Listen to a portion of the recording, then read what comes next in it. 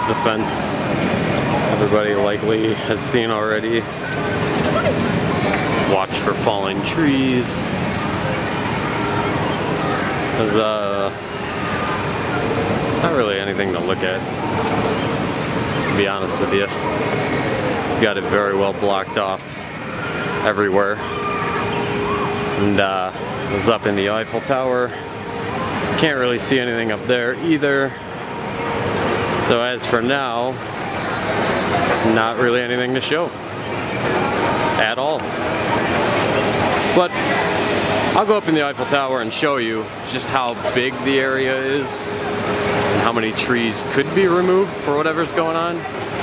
Pretty big area. We'll get you up there.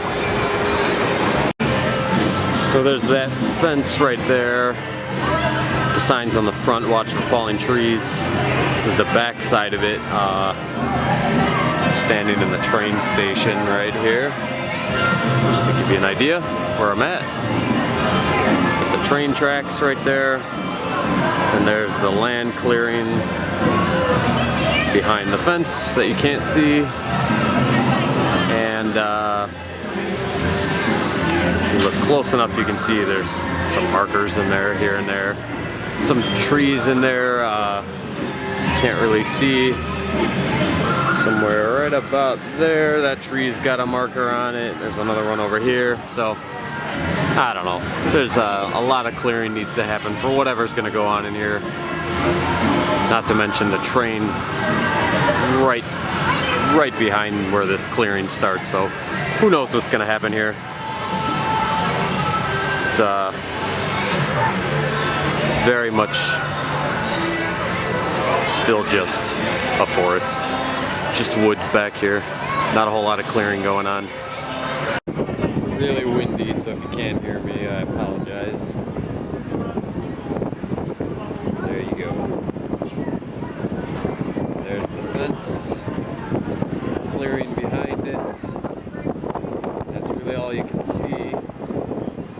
But it's a gigantic clearing back there, or not clearing, but area that could be cleared.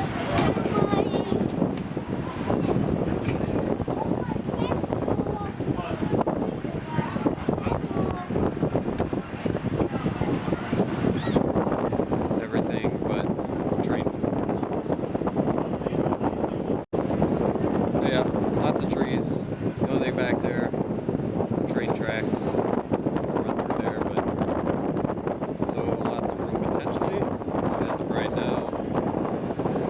That's all that's been cleared, and that's all you can really see. So there you go. That's about as many views as I can get you for right now. Maybe later this year there'll be more to look at. Thanks for watching.